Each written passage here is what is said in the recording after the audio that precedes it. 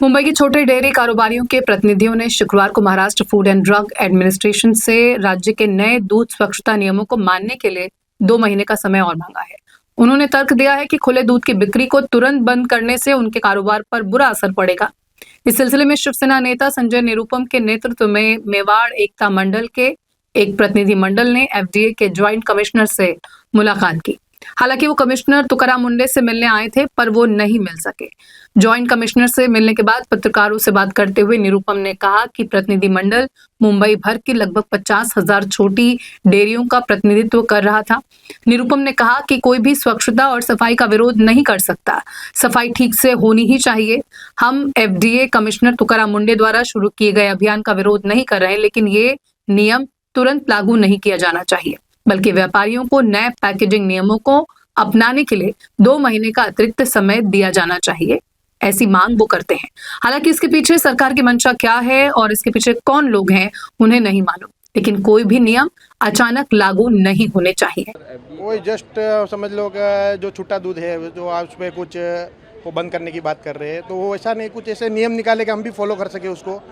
तो ऐसे कुछ नियम निकालेंगे तो हम भी फॉलो करेंगे। वही बात करने के लिए वो संजय निरुपम जी ऊपर गए, हमारा सपोर्ट कर रहे हैं वो, बस और कुछ नहीं है। बाकी तो खुला और छूटा दूध है वो क्यों बंद करने के लिए बोलते हैं? कुछ ऐसे वीडियो आए रहेंगे, उन्होंने भी देखे रहेंगे कुछ साहब ने, तो कुछ ऐसा हुए वायरल हुए रहेंगे वीडियो कुछ, तो उस हिसाब से बंद करने का सोचा होगा। लेकिन कुछ ऐसा नियम निकाले कि हम भी उसको फॉलो कर सके तो फिर अच्छा रहेगा। रेड की थी अभी कुछ दिन पहले भी कहीं, हाँ तो बहुत जगह पकड़ा गया है। हाँ बहुत जगह पकड़ा गया। जहाँ पकड़ा गया वो आप उनको जानते हैं क्या? नहीं, वहाँ पर उनको हम नहीं जानते।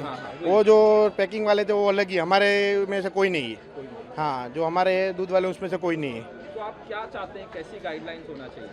हम ऐसा चाहते हैं कि वो उनके हिसाब से बताए गाइडलाइन जो हम फॉलो कर सके। हमारा अभी कुछ ऐसा बना नहीं है मुद्दा, लेकिन वो क्या बोलना चाहते हैं वो तो पहले हम एक बार एक्सेप्ट करेंगे, क्या बोल रहे हैं, क्या साहब क्या बोल रहे हैं वो देखेंगे पहले, फिर उसके हिसाब से हमारी भी कुछ रिक्वेस्ट रहेगी, उनको भेजेंगे। आप लोगों की संजय निरुपम से क्या बातचीत हुई? संजय निरुपम जी मैं तो नहीं था वहाँ, बात वही हुई है, वही मुद्दा वही है सेम। आप कुछ ऐसे रूल्स बनाओ कि हम भी फॉलो कर सके सब दूध वाले।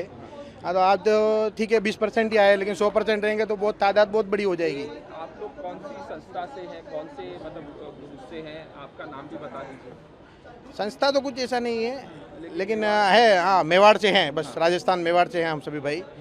आज से नहीं, शुरू से करते आ रहे, कितने वर्ष हो गए हम यहाँ पे कर रहे हैं, कभी ऐसी प्रॉब्लम हुई नहीं, ये फर्स्ट टाइम हुआ ऐसी प्रॉब्लम। तो इसका निवारण वो निकालेंगे तो अच्छी बात है। हमारी तरफ भी देखेंगे कि भाई इतने साल से लोग वर्क कर रहे हैं, तो 2 टाइम की रोटी के लिए बस, और क्या है, 2 वक्त का खाना मिलता है उसके उतने ही है, बाकी तो कुछ नहीं है। मुंडे साहब तो आज नहीं थे, कल ही मेरी बात हुई थी, उन्होंने कहा था उनको कहीं बाहर जाना है, तो उन्होंने कहा था हमारे ज्वाइंट कमिश्नर वगैरह मिलेंगे तुम आपसे। तो आज मैं यहाँ मुंबई में के जो दुग्ध व्यवसायी हैं, जो छोटी छोटी डेयरी चलाने वाले लोग हैं, ऐसे कोई 50 से 1000 डेयरियाँ मुंबई में हैं, उन डेयरियों पर मिलावटी दूध के खिलाफ जो अभियान एफडीए का चल रहा है, उस अभियान की वजह से एक बड़ी आफत आ गई है। उनको कहा जा रहा है कि जो तबेले का दूध है वही आप प्लास्टिक के थैले में बेच सकते हैं, जो टैंकर वाला दूध है उसको आप पैक करके भेजिए। अब पूरे मुंबई में जो दूध की डिमांड है उसका सिर्फ 10% तबेले से आता है, बाकी सब टैंकर से आता है। अब टैंकर वाले दूध जो चिलिंग प्लांट से आ रहा है, एकदम चिल्ड दूध है, उसको चिलिंग तरीके से रखने का पूरा इंतजाम है, प्लांट है, फिर भी इनका आग्रह है कि उसको पैक करके बेचिए, नहीं तो किसी दूसरे का पैक दूध बेचिए, लेकिन इनका दूध मत बेचिए। अब इसके पीछे क्या सोच है, क्या किसका एजेंडा है, मुझे नहीं मालूम है, मुझे इसमें बहुत ज़्यादा नहीं पढ़ना है। लेकिन हमारी मांग ये है कि अगर आप कहते हैं तो वो भी किया जा सकता है, थोड़ा सा हमको वक्त दीजिए कंप्लायंस के लिए। तो अभी तक वक्त नहीं दे रहे हैं। तीसरी बात, इनके एक अधिकारी ने कहा कि इनके जितने डेयरी होते हैं उसमें सब में गंदगी होती है, क्लीनलीनेस नहीं होता है, उनका बर्तन साफ नहीं रहता, ये नहीं। मैंने कहा कि 50,000 डेयरी इस समय मुंबई में हैं, सारे डेयरीज का आपने फिजिकल वेरिफिकेशन किया है क्या? नहीं किया है। तो इस तरह से राय क्यों बना रहे? एक कोई डेयरी गंदी हो सकती है, इसका मतलब सारी डेयरियाँ गंदी थोड़ी है। और अगर गंदी हैं तो ठीक है, उनके खिलाफ कार्रवाई की जाएगी, लेकिन पहले चेकिंग तो करिए। तो बहुत हैफाजार्ड वे में ये पूरा जो एक्शन हो रहा है, जिसका हम विरोध करते हैं, हम सम्मान करते हैं इस सोच का, लेकिन सोच का सम्मान करने के साथ साथ जिनके ऊपर ये कानून लागू कर रहे हैं उनको थोड़ा वक्त मिलना चाहिए। इनके अधिकारियों ने कहा मुंडे साहब आएंगे, उन तक आपकी सारी डिमांड हम रख देंगे, फिर आने वाले दिनों में 1-2-3 दिन में फिर से हम एक बार एक डेलीगेशन लेके आएंगे और मुंडे जी के सामने विषय रख करके खत्म करेंगे। ये तो मैं नहीं कह सकता हूँ। कोई बड़ी कंपनियों को फायदा पहुंचाने के लिए इस तरह से किया जा रहा है। मुंबई नहीं, का- हाँ, सर आप बोलिए। हाँ। मुंबई का मिल्क मार्केट है नहीं, वो नहीं।